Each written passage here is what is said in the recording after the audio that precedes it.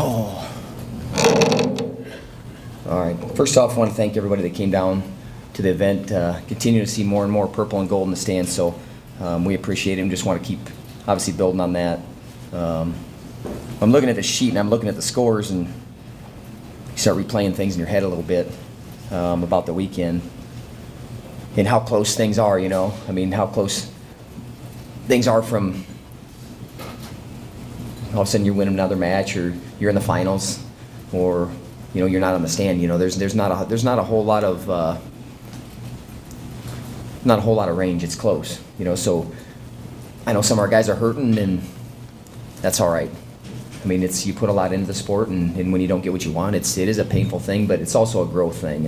And one of our guys, Josh Yelber, we have socials, and they get up and talk after, and that's a tough thing because you know maybe you got some dreams shattered, but it's also a building thing. And one thing he said, he goes, I'm grateful for the heartache. And you know what, I've really been thinking about that a lot. That got to be grateful for that, because that's really what makes you grow. And man, when you have guys that have that kind of perspective, it's a great thing. And listen to our guys talk, and I'm telling you, I'm proud of how our guys compete, but I'm extremely proud of how they're holding themselves. I mean, I don't know, I listened to some of the interviews, and I'm like, I'm going to just get Max Thompson up here, and he's just going to start talking for me. Because he's a great ambassador for our program. And I feel that way about all our guys. But I think what's really getting through is, yeah, the sport's important, but what's more important is how we move forward. What's more important is how we know how this sport's going to make us grow, even if we don't get what we want. Because there's not a lot of guys that get what they want. It's just, that's the nature of it. It's the nature of it. But, man, seeing these guys grow as men, and, you know, I was talking the other night, I say excited a lot. And I tell you, I'm excited for a lot of reasons. I'm excited because, man, I love my job. I get to do something I absolutely love. I'm healthy. And I'm still young, and my body's getting beat up, but I don't really care. They're going to start figuring out how to make new parts, so I'll be good. I'm thankful and grateful, man. I got a wife, and I got 2 little babies on the way. We got 2 little boys that are healthy. But more than anything, I guess I'm grateful that I have this opportunity to be able to coach guys and to be around guys that really have bought in and believe in what we're doing. And it's something special. It really is. I truly believe that. And you can see it in our guys, and you can see them mature, and you can see them grow as men. And hopefully we're making an impact on them way beyond these 5 years. You know, hopefully it's something that's going to be a 50-year deal and 100-year deal. That's what we want to really be able to do. So, yeah, being an All-American, that's great. Being a national champion, that's great. But really what these guys are going to continue to take with them are hopefully these lessons they learn, the heartache and being grateful for it, the relationships that they're making right now, but more than anything, just how they're growing as men, because that's what this sport does. And I tell you what, the more exposure we get, I think the more people will know how incredible wrestling is, the type of sport that it is, the type of people that it grows. You know, every kid, now when they come off the mat, the camera's in their face, and go listen to some of these guys. Listen to what they're saying. Listen to a Kyle Snyder. He's a World Olympic champion, and he's got the right perspective. Go listen to Gabe Dean, even though he lost in the finals. I mean, the things that he says, you know, he's chasing opportunities. That's it. And if I win, I win. If I lose, I lose. It's not I win, I live. I lose, I die. You know, I mean, and I've been that way before. And it's not a healthy thing. It's not how we're moving forward as a program. I don't know. I'm getting all over the place because my head's all scrambled right now. Got a lot of thoughts, a lot of things. You get through a season, and a lot of things flood in. But man, I am excited, and I told you why I'm excited. I'm excited because I love what I get to do. I still got up this morning and went and got to do my job. Got guys that are talking about, hey, I'm ready for next season, coach. You know, guys that want to make their mark. But more than anything, they're learning how to be consistent. They're learning how to be clear, and they're learning how to move forward. Because you have to be able to do that. So I'll talk about our guys a little bit because I am proud of them. Dylan Peters, warrior. I mean, I don't know what else to say other than a warrior. And what I thought was awesome is some of our guys that got up and talked, and they talked about Peters. And they talked about, I don't think I would be at this program if it wasn't for him. So you leave that kind of legacy, you leave those type of marks on the program. That's something special. And it's hard for, when you're in it to think about that, I think, because, you just got done with your career and maybe you're thinking about the things you didn't get, but man, did he have an incredible career. A 2-time All-American, battled through a lot of things, had more pins than most guys get wins in their college career, but elevated the level of our program. And proud of him and looking forward to him moving forward in life. And he's going to be successful whatever road he chooses, because he's incredibly consistent and persistent individual. And you hate to see a guy go, but also that they're in a better spot right now, and they're gonna continue to do great things, and they're gonna continue to be around the program and come give back to the program, and so that's a great thing. Elber, I tell you what, Elber wrestled really well, and I know guys look at it, well, he went 2-2, but he wrestled really well. Really a couple positions in, he's in the quarterfinals, maybe he's in the semifinals. But that's how close those things are, and you get one chance a year. So I know it's burning him right now, but he'll be better for it. I know that he'll be better for it.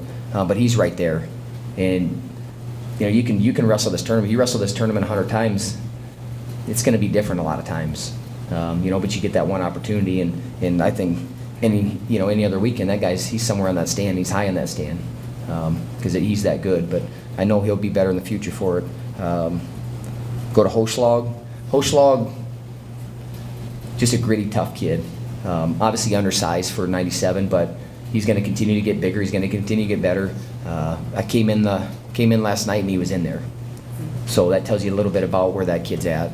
And I've told you he's continuing to put more and more work in. He's continued to stay after, and that's not going to stop. And he's going to continue to climb that ladder.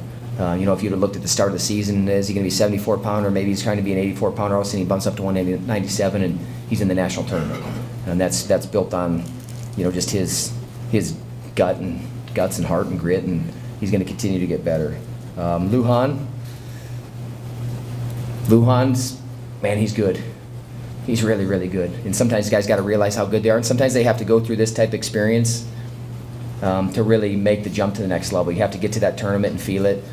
You have to be heartbroken and shattered sometimes to make some adjustments and changes. And pain is, I think, is the ultimate motivator. That's what changes things. You don't change. I don't think you change a whole lot if there's not some pain, if there's not some struggle. And he's going through some of that right now, but he'll be better for it because he's one of the best guys in the country. I have zero doubt in my mind. But now being able to display that when the lights are shining, and that's what we're going to work to get him to do. Bryce Dyert, round of 12 is a tough round. They call it the blood round. So you're one match from being an All-American, maybe you're seconds away.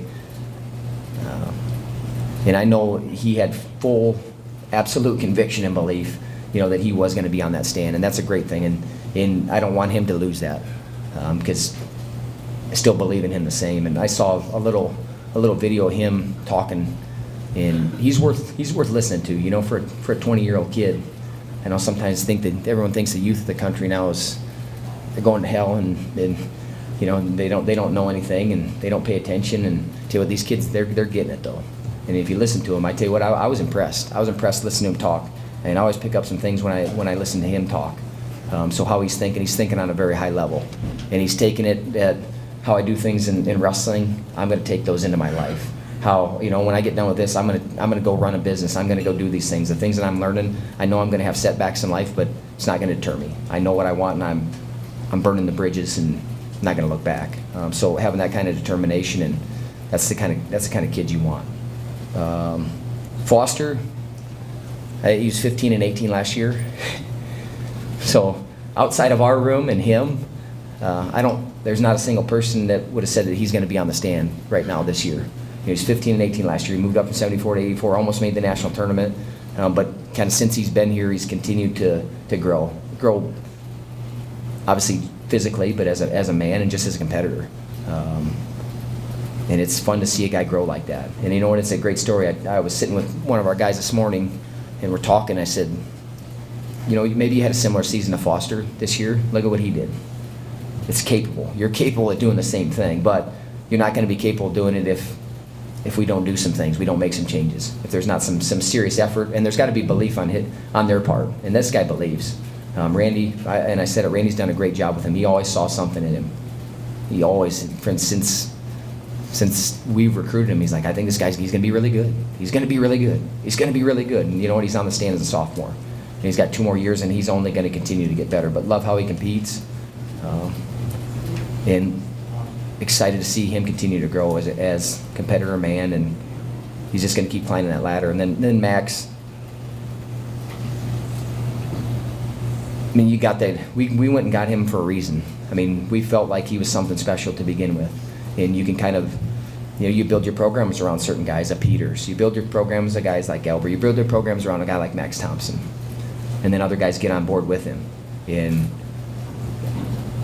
I don't know, I watched that takedown again, and I challenged it because I still don't think it was a takedown, but they called it. Obviously got to go get to his legs a little bit more, but you know, he's one position away from being in the finals. So that's a great thing as a freshman. And the thing that I like the most out of him is just, man, you listen to him talk. He truly believes what he's talking about and what we're telling him. And he's really 100% committed and bought in, because a year ago at this time, if you talk to him about competing and kind of his thoughts on it, the perspective probably wasn't very, very healthy or good. And you know what? He's bought in, and you look at him, his eyes are big and wide, and he's believing everything. And you know, we got a leader on our team for other guys to kind of gravitate towards, and there's other guys that are in that room with him that know that they can do the same thing as he did. So he's going to help elevate everyone like he has. But I'm really proud of him. And more than anything, he got beat up pretty good in the first consolation match on Saturday, and he was hurting, his knee was hurting, and Lee kind of grabbed him and was like, don't look for an excuse. You haven't looked for one all year. Don't look for one. Don't look for one. And you could see him kind of grit his teeth a little bit, and he got back in the right frame of mind and finished really strong and beat a guy that had beat him early in the year. So you see the growth that he's had and that he's continued to have and our team's had, and I'm really excited, and hopefully you guys are too. And like I said, I'm proud of the team. Appreciate everything that they've done for me. We got 6 seniors that will be graduating and moving on. But you know, they're still going to be around our program. They're still part of our program. They're still part of what we've built. This Panther train, it's built on the backs of those guys, of Bartell and Willers and Peters and Joe Clover and Cooper Moore and J.J. Everard. I mean, those are our seniors. It's those guys. So those guys always have a special spot in my heart. They'll always be part of this team and family, and appreciate everything that they've done and put our program in a better spot. But obviously looking forward to the future and continuing to climb that ladder as a team and individually. So any questions? Coach?